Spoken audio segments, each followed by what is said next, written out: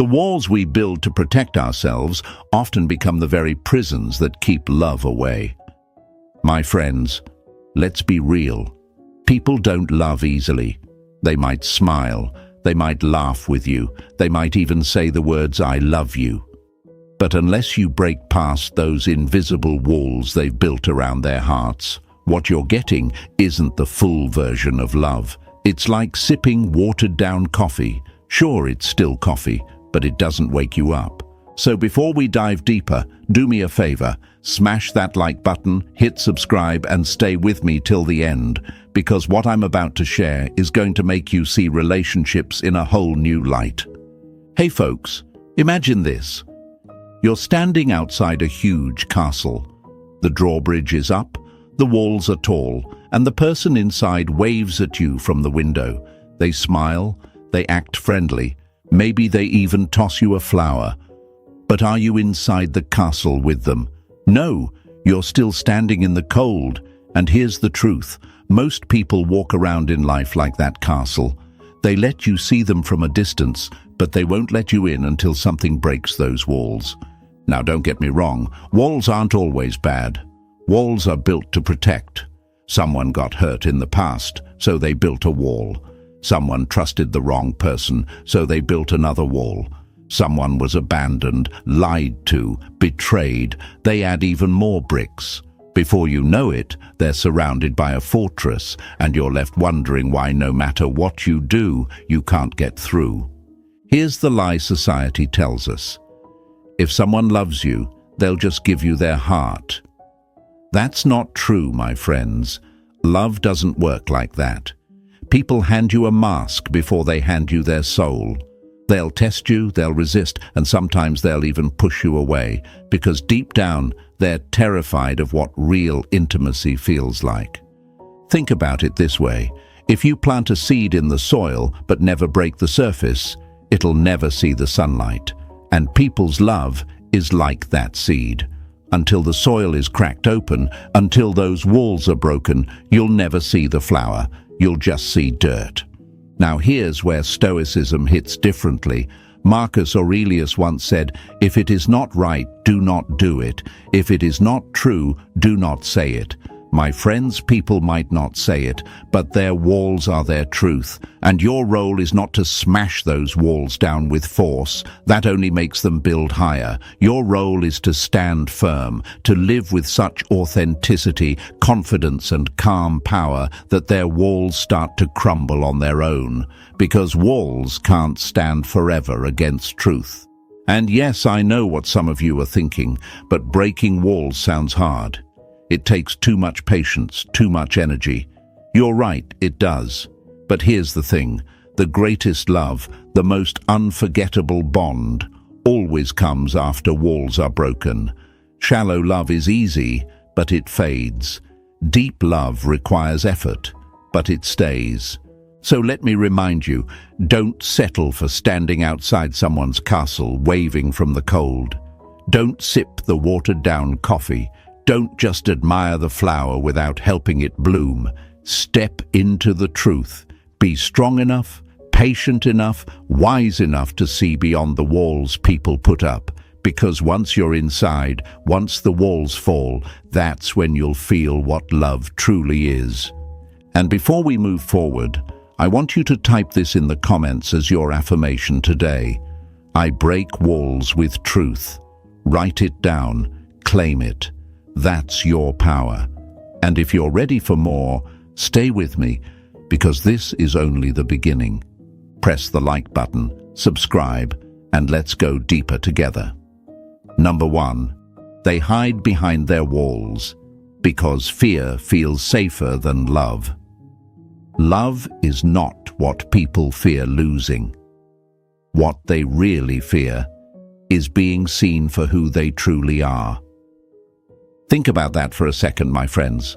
It's not love itself they're afraid of. It's exposure. It's the thought that if you really saw the cracks in their soul, you'd walk away. So instead of giving you their heart, they build walls and they hide. Picture this. You're walking through a haunted house. Every door creaks, every shadow moves, and every corner feels like something might jump at you. That's what love feels like to them. To you, love is a warm fire, a safe embrace. To them, it's the haunted house they'd rather avoid, and the irony is, they built that haunted house themselves. Every heartbreak, every betrayal, every rejection, every time someone laughed at their vulnerability, they nailed another board over the window, they shut another door, they locked another gate. Now here's the part that stings. You might think, if they love me, won't they just open the door? No, my friend, it doesn't work that way. They won't. Because fear whispers louder than love in most people's ears. Fear says, don't open the door, they'll hurt you too. Fear says, don't trust, they'll leave like the last one did. Fear says, if they see the real you, they won't stay. And so they keep the mask on, they keep the smile polished, the laugh rehearsed, the conversations light. But deep down, they're just hoping you don't knock too hard on the walls. Marcus Aurelius once said, if you are distressed by anything external, the pain is not due to the thing itself, but to your estimate of it. And that's exactly what happens here. It's not you that scares them. It's what their mind tells them about you. You might come with pure intentions, but their mind has already painted you as the next betrayal. And that's why it feels impossible sometimes. Now let's break the lie. The world tells us, if they're the right one, it'll be easy. No, it won't. Love isn't easy. Love is war. Not war against each other, but war against fear, war against lies, war against the old wounds whispering in their ears. Easy love is fragile. Real love takes effort, and that effort begins with understanding that those walls aren't about you, they're about their fear. But here's where most people fail. They get frustrated, they knock once, the door doesn't open, and they walk away. They don't realize that sometimes the walls are not to be kicked down, but to be dissolved slowly by presence, truth, and consistency. And that's what Stoicism teaches us: patience, strength, resilience in the face of resistance. Let me ask you this. How many times have you seen someone run when the second thing gets tough? How many times have you seen people claim they want deep love, but leave when they realize it won't happen overnight? That's the trap. Everyone wants to feel loved, but few are willing to break through fear to get there. And I'll be honest, my friends, this is going to be hard, because the person you care about has convinced themselves that hiding is safer than being loved. They'd rather be lonely in their fortress than risk rejection in the open field. And maybe deep down you felt the same way too. How many times have you held back your truth? How many times have you smiled when you wanted to cry, stayed silent when you wanted to speak, pulled back when you wanted to lean in? We all build walls. But here's the turning point. Walls keep danger out, yes, but they also keep love out. You can't have both safety and intimacy. You have to choose. And sooner or later, they'll realize that their walls might be keeping heartbreak away, but they're also keeping you away, and that realization is the crack. That's where light enters. Think of it like this. A pearl is only formed because the oyster allowed an irritation inside. Without opening up, the oyster would never create beauty. And people are the same. Until they let someone in, yes, even if it hurts, there will be no pearl, no depth, no true love. But here's the beauty, my friends. The stronger your presence, the calmer your spirit, the more authentic you stand, the more those walls start to look pointless. Why? Because truth doesn't force. Truth doesn't panic. Truth simply is. And the walls, no matter how thick, cannot outlast what is real. So don't be fooled when they act distant, when they test you, when they pretend not to care. Don't fall for the mask. That mask is fear. That distance is protection. And if you let your ego respond with anger, if you take it personally, you've already lost. Instead, rise above it. See it for what it is. See them not as rejecting you, but as protecting themselves. That shift in perspective will change how you show up. And here's the motivational truth. The very walls that scare you are also the walls that, once broken, create the deepest love you'll ever know. Because someone who loves you after their fear is gone, loves you with everything. No masks, no pretending, just pure truth. And that's worth every ounce of patience, every test, every silent battle against fear. So today, let this be your affirmation. I rise above fear. Write it in the comments, my friends. Show them, show yourself, and show the world around you that you are not here to be stopped by walls. You are here to shine with such truth and presence that walls crumble on their own. And stay with me, because next, we're going to dive even deeper into how these walls actually trap them more than they protect them, and that is where the real power begins. Number 3, they test you, because fear wants proof before it trusts. People don't test you to see if you're perfect, they test you to see if you're real. My friends, this is where things start to get tricky. When someone has walls, they rarely open the gates without first checking if you're safe. And how do they check? They test you. They pull back when you lean in. They go silent when you expect a response. They question your intentions when you've been nothing but clear. And you might sit there thinking, why are they making this so hard? Don't they see I care? Let me paint you a picture. Imagine a wounded animal hiding in the forest. You extend your hand with food. Do they rush toward you? No. They wait. They watch. They may even growl to scare you off.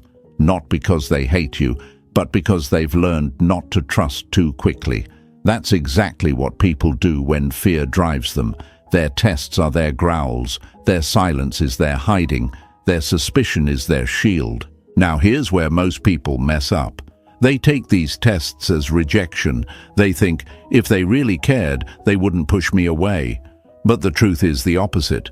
The pushing away is the proof they do care, at least enough to measure if you are worth risking their walls for. Seneca once wrote, "Fire is the test of gold, adversity is the test of strong men, and in relationships, tests are the fire." They're not trying to destroy you, they're trying to see if your character melts or endures. They're asking without words, will you run when it gets difficult? Will you fight me when I push back? Or will you remain steady, calm, and real? And let's be honest, it can feel exhausting, it can feel unfair, because you know your heart is pure, and still they doubt. You know your intentions are good, and still they question. But my friends, remember this. Their tests are not about you. Their tests are about fear, and fear doesn't surrender without evidence. Think of it like this. A bridge that's been damaged doesn't carry weight until it's repaired, and before anyone trusts it, they'll stomp, shake, and test it to see if it holds. People's hearts are the same. They've carried too much weight before and they broke. So now, before they walk across again, they will test. They must. But here's the lie society feeds us. If they test you, walk away. Don't prove yourself to anyone. That's half true. You should never chase validation. You should never beg for trust. But there's a difference between begging and being consistent. There's a difference between lowering your worth and simply standing in your truth long enough for their fear to see you're real. So don't let the tests scare you off. Don't let their walls trick you into reacting with ego, anger, impatience, or retreat. That only proves their fear right. Instead, stay steady. Show, don't shout. Be calm, not chaotic. Because walls don't fall to drama, they fall to truth lived out again and again. Now, I'm not saying you should tolerate endless games. No, my friends, games and tests are not the same thing. A game manipulates, a test reveals. Learn the difference. If they're testing because they fear, there's hope. If they're playing games to control, you walk away. That's Stoic strength, knowing when to stand and when to leave. And here's the motivational truth. Once you endure the fire of their tests, once their fear sees you didn't break, you become unforgettable. Because most people fail, most people run, but if you remain calm, real, and unwavering, you'll be the one they remember when the walls finally fall. So let's lock in today's affirmation. I remain steady through tests. Write it in the comments, my friends. Show them, show yourself, and show the world that you are not shaken by fear. You are not driven by ego. You are steady, you are real, you are strong. And stay with me, because next, we're going to uncover the biggest reason their walls hurt them the most. The loneliness that eats them from the inside. That part will hit even harder. Number 4, they lose attraction. When you chase their walls instead of standing still, the more you chase what runs, the faster it learns to run. My friends, this one will sting a little, because many of us, when we see those walls, when we feel that distance, we panic. We think, if I just try harder, if I just prove myself more, if I give them more love, they'll finally open up. And so we chase. But here's the paradox. The more you chase, the stronger their walls grow. Picture this. Imagine a child clutching a toy, not wanting to let it go. The more you reach for it, the tighter they squeeze. Not because they really need the toy, but because your reaching activates their instinct to hold on. The same thing happens with emotional walls. The harder you try to break them down, the more convinced they become that they need to protect themselves. Now you might be asking yourself, but if I don't chase, won't they think I don't care? Won't they drift further away? That's the fear speaking. That's the voice that tricks you into becoming desperate, into overgiving, into proving. But here's the lie. Love doesn't grow from force. It grows from freedom. The moment they feel you're trying to force your way in, they'll see you as another threat, not as a safe presence. Marcus Aurelius said, "He who lives in harmony with himself lives in harmony with the universe." Harmony is the key. When you're calm, when you're grounded, when you don't beg or chase, you're in harmony. You're showing that their walls don't control your center. And that steadiness is what makes them slowly lower the gate. Think of water and fire. If you blow on fire, it rages higher. If you let it be, it eventually burns down on its own. When you chase their resistance, you fuel it. When you stay still, calm, present, it burns itself out. That is the Stoic way. Not reaction, not panic, but presence. The danger of chasing is this. You start bending yourself out of shape. You stop being you, and you start being who you think they want you to be. And when that happens, two things are guaranteed. You lose your authenticity, and they lose attraction. Why? Because attraction doesn't live in desperation. It lives in polarity, in tension, in the quiet strength of someone who does not need to force.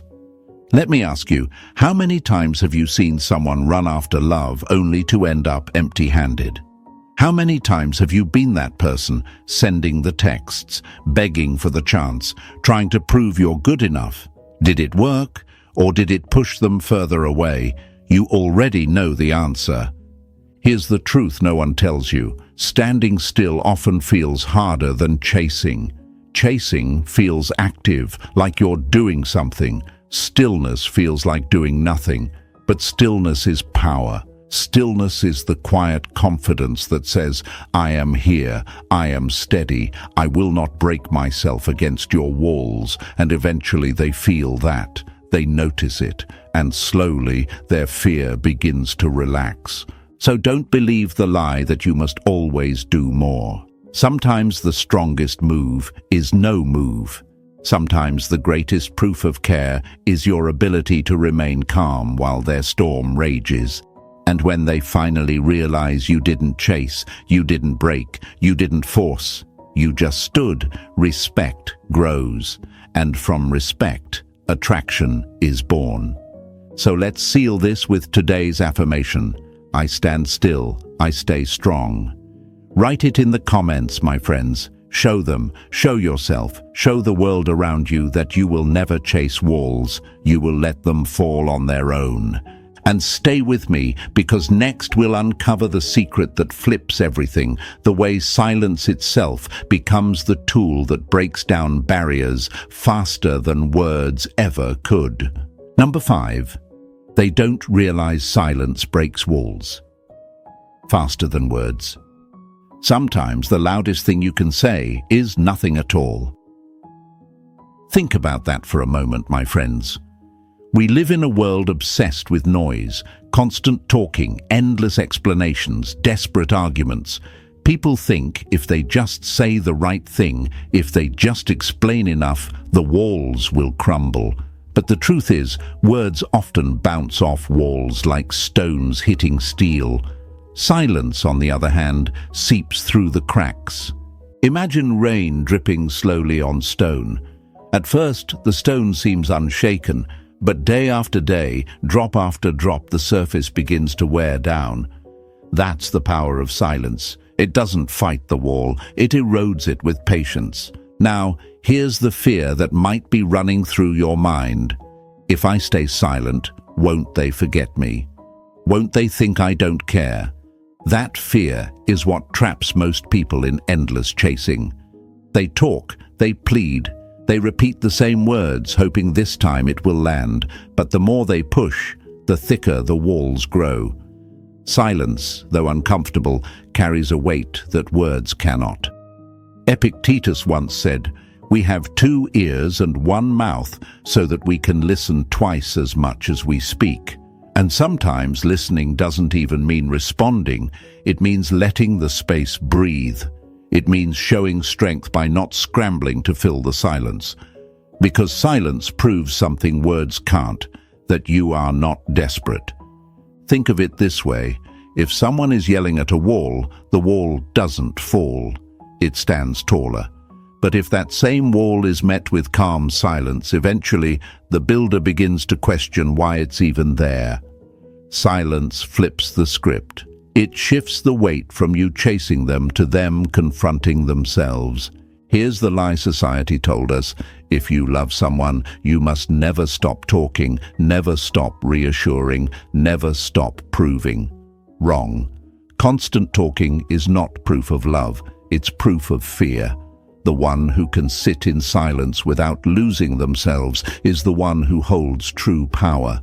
Because walls are not broken by begging, they're broken when the person inside feels the absence of your noise and starts to miss your presence. Now let me ask you, how many times have you seen someone chase so hard, talk so much, explain so endlessly, only to be ignored? And how many times have you seen the opposite? Someone went silent, pulled back, and suddenly the other person leaned forward. That's not magic. That's psychology. Scarcity creates value, silence creates space, and space makes them realize what they stand to lose. But let's be honest, it's not easy. Silence is uncomfortable. It makes your fears scream louder in your head. What if they never come back? What if my silence pushes them further away? But that's exactly where Stoic discipline comes in. The discipline to remain calm even when your emotions demand reaction. The strength to hold your frame when everything in you wants to break it. Silence doesn't mean coldness. It doesn't mean cruelty. It means confidence. It means you're not chasing validation. It means you've chosen to let your presence do the speaking. And when they finally realize you didn't beg, didn't plead, didn't crumble, they see you differently, they respect you, and respect is the soil where real attraction grows. So remember this, my friends: words may explain, but silence transforms. Words may knock, but silence unlocks. When you master the art of saying nothing at the right time, you give them the one thing walls can't withstand: space to reflect. And in that reflection, many will realize your silence is not absence, it's power. So let's mark this moment with today's affirmation. My silence is strength. Write it in the comments. Show them, show yourself, and show the world around you that you will never be afraid of silence again. You will use it as your weapon, your shield, your secret tool for breaking walls without force. And stay with me, because what comes next will show you why discomfort, the sting of pain itself, isn't something to avoid in love, but the very fuel that keeps desire alive. That's where things start to burn hotter. Number 6, they don't know pain is the doorway to real desire. What comes easy is enjoyed for a moment. What costs something is cherished for a lifetime. My friends, here's where the truth hits hard. People don't crave what comes without effort. They might enjoy it, yes. They might smile, laugh, and even say they love you. But deep down, if there's no struggle, no challenge, no sting, their heart won't hold on to it. Because real desire isn't born in comfort, it's born in tension. Think about it. The meal you remember most in your life wasn't the one handed to you for free. It was the one you worked for, the one you paid for with sweat, the one that came after hunger.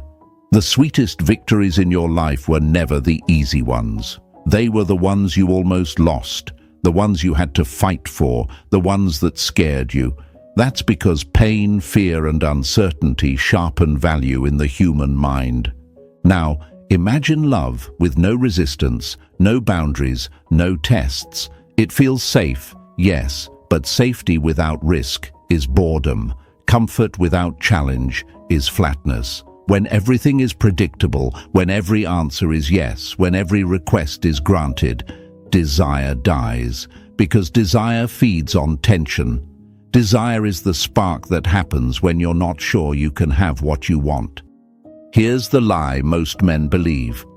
If I never upset them, if I always give, if I keep them happy all the time, they'll love me more. No, that doesn't create love, that creates entitlement, and entitlement kills attraction faster than anything else. What actually creates love is contrast, the sting of not always getting their way, the reminder that your attention, your affection, your yes has value. Seneca said, "Difficulties strengthen the mind as labor does the body," and that applies here. The small pains, the little disagreements, the firm no when they expect you to fold, those are not moments of cruelty, they're moments of proof. Proof that you have a backbone, proof that you're not swayed by every mood, proof that your love is not weakness.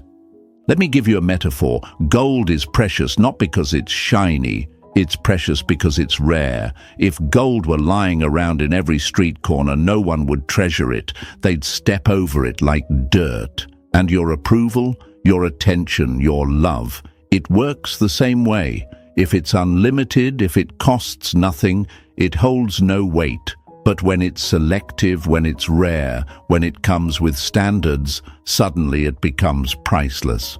Now you might be asking yourself, but won't saying no, won't allowing that sting, won't creating discomfort push them away?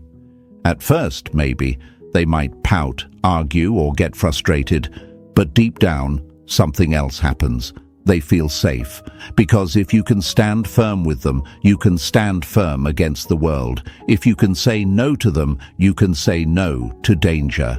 And that, my friends, is when their respect and desire start to grow. But let's be real, it isn't easy. Most men avoid this because they fear the short-term conflict. They'd rather sacrifice respect than risk a sigh or an argument. They think, at least this way, she won't leave.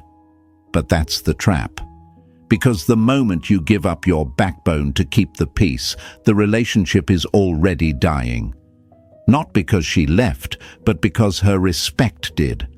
The Stoic way is harder, but stronger. It means facing the sting without fear. It means knowing that short-term pain is the price of long-term desire. It means holding your line, not to dominate, not to punish, but to stay true to yourself. And when you do that, you don't just keep attraction alive, you deepen it. Because now she doesn't just like you, she respects you, and respect is the soil where love grows roots that last. So let's make today's affirmation clear and powerful. I embrace the sting of truth. Write it in the comments. Show them, show yourself, and show the world around you that you are not afraid of discomfort. You are not afraid of short-term pain. You choose truth, strength, and standards over shallow peace. And stay with me, because in the next part, we'll go deeper into the ultimate transformation, how becoming unshakable, calm, and detached turns you from the one who chases love into the one who is the prize. That's when everything changes. Number 7, they only respect the one who can walk away. The man who cannot walk away owns nothing. The man who can owns everything. My friends, here's a truth most men never want to face. The moment your happiness depends entirely on someone else, you've already surrendered your power. The one who cannot leave becomes the one who gets controlled, and this is why detachment is not coldness, it is strength. Imagine a dog chasing a car. The car doesn't notice, it doesn't slow down, it doesn't care. The harder the dog chases, the more ridiculous it looks. That's what dependency feels like in relationships. When you're the one doing all the chasing, all the proving, all the clinging, you're no longer a man with value. You've become the one begging for scraps of attention, and nothing kills respect faster. Now you might ask yourself, but if I love deeply, isn't it natural to depend on them? That's the lie society has sold you, that love means losing yourself, that devotion means erasing your boundaries, that loyalty means being willing to tolerate anything. But true love is not slavery. True love is two whole people choosing each other freely, not one broken person clinging for dear life. Epictetus once said, "Wealth consists not in having great possessions, but in having few wants." Apply that to love. Your wealth is not in how many smiles, kisses, or reassurances they give you. Your wealth is in needing less, in knowing your life moves forward with or without them. That's detachment, that's freedom. But let's be honest, it's difficult, because when you care for someone, your fear screams, if I don't fight for them, I'll lose them. If I don't hold tighter, they'll slip away. And so, out of fear, you grip harder, you text more, you compromise more, you say yes when you want to say no, you silence your truth just to keep them. But here's the paradox. The tighter you grip, the faster respect slips away. Think of sand in your hand. Hold it gently and it stays. Squeeze too hard and it spills out through your fingers. People are the same. The moment they sense you're terrified of losing them, the value of your presence drops. They know they can push, demand, test, and you'll still stay. And scarcity, my friends, is what makes anything valuable. Unlimited availability has no worth. Here's the lie you must destroy. If I give everything, they'll finally see my value. Wrong.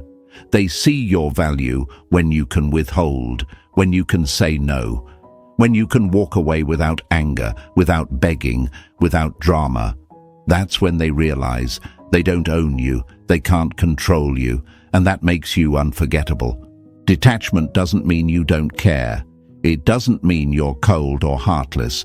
It means you care by choice, not by need. It means you love them, but you don't need them to breathe. It means you can stand tall whether they stay or leave. And ironically, that's exactly what makes them want to stay, because the man who doesn't need them becomes the man they need. Now ask yourself, how many times have you lost yourself in someone else's approval? How many times have you twisted your life just to keep another person happy, only to watch them leave anyway? That's because dependency never creates loyalty. It creates contempt. Respect is born from strength, not from sacrifice without limits. The Stoic man doesn't cling, he doesn't beg, he doesn't live in fear of abandonment. He lives in truth, in discipline, in the calm confidence that his worth is not tied to anyone else's choice. And when someone feels that energy in you, when they sense that you could walk away and still thrive, they don't just respect you, they fight to keep you. So today's affirmation is simple but powerful. I can walk away. Write it in the comments. Show them, show yourself, and show the world that your strength is not in holding tighter, but in letting go when your boundaries are crossed. That's how you turn from the man who begs to the man who is the prize. And stay with me, because in the next part, we'll flip the entire script. We'll talk about what happens when you stop chasing approval and make them realize you are the one worth winning. That's when the game changes forever. Number 8. They only chase when you become the prize. When you stop running after people, you find out who is willing to run after you. My friends, this is the shift that flips the whole game. Most men live their lives as if love is a trophy they must win. They bend, they compromise, they sacrifice, hoping that one day she'll look at them and say, "You're enough." But here's the hard truth. If you treat her as the prize, she'll treat you as the player, desperate to earn it. Imagine a king leaving his throne, running through the streets, begging for his crown back. Do the people respect him? Do they bow to him? No, they laugh. Because power doesn't beg, power doesn't chase. Power sits and others come to it. That's what being the prize means. You stop seeing her as the reward, and you begin to see yourself as the one worth winning. Now you might be thinking, but isn't that arrogant? Won't I lose her if I stop proving myself? No, my friends, arrogance is thinking you're better than her. Being the prize is knowing you're not less. It's knowing your worth is not measured by her moods, her tests, or her attention. It's knowing you bring value just by being who you are, and that anyone who wants a place in your life must rise to meet your standard. Marcus Aurelius said, "Waste no more time arguing about what a good man should be." Be one. When you live as the prize, you don't announce it, you don't beg for respect, you embody it. You live with discipline, self-control, standards that don't bend. And slowly, the tests she once used to measure you begin to fade, because she realizes you cannot be moved, you cannot be manipulated, and that makes her lean in. Think of scarcity. A diamond is valuable not just because it shines, but because it's rare. Gold is fought for because it's not found everywhere. Now imagine if diamonds grew on every street corner. Would anyone treasure them? Of course not. Your time, your attention, your yes must be rare, because what is rare is treasured. What is unlimited is ignored. Here's the lie most men believe: if I give her everything, she'll finally see my worth. Wrong. They seize your worth when you withhold, when you choose carefully, when you don't give your approval freely, but only when it's earned. That's when she begins to ask herself, am I doing enough to keep him? And that's the shift from you chasing her validation to her chasing yours. But let's be honest, it's not easy to flip this, because fear whispers, if I don't keep giving, she'll leave. If I don't prove myself, I'll lose her. But here's the paradox.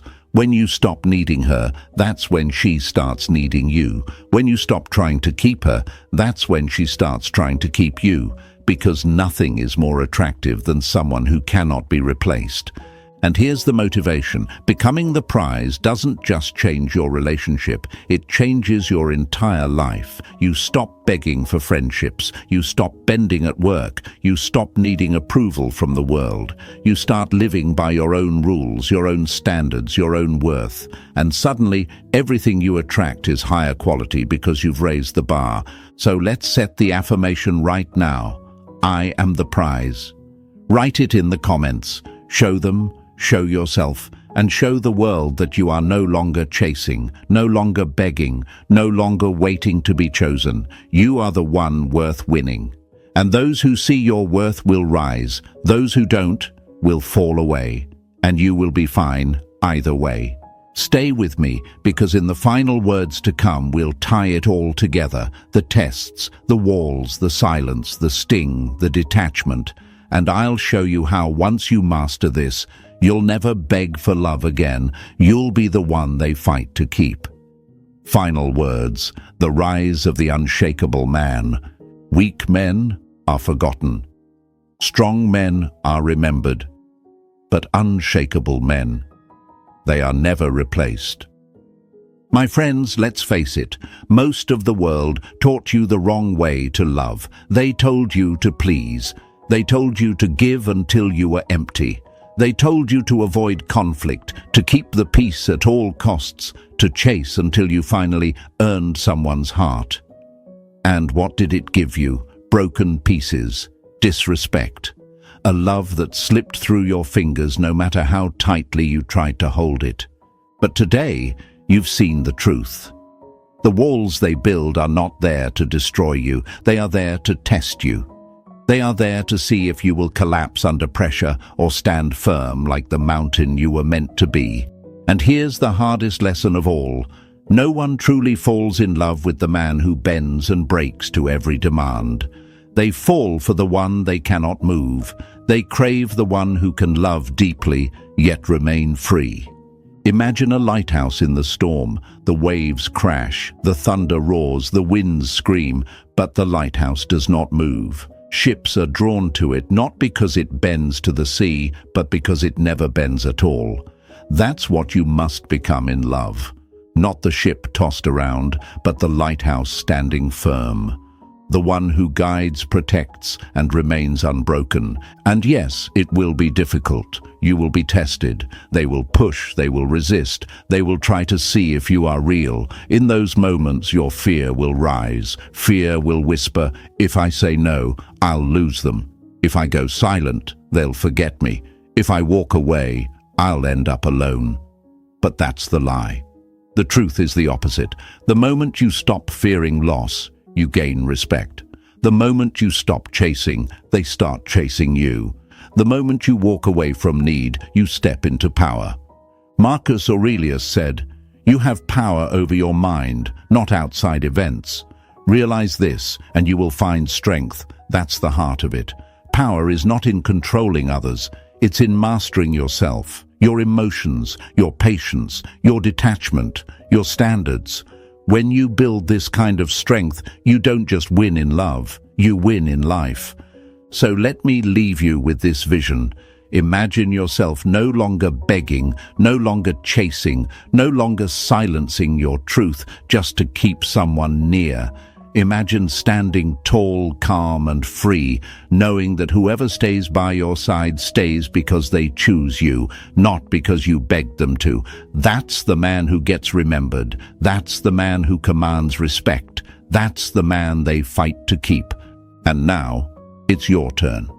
Don't just hear these words. Live them. Write this in the comments right now. I am unshakable. Say it out loud. Let it echo in your mind. Let it sink into your spirit. Let the world around you feel it.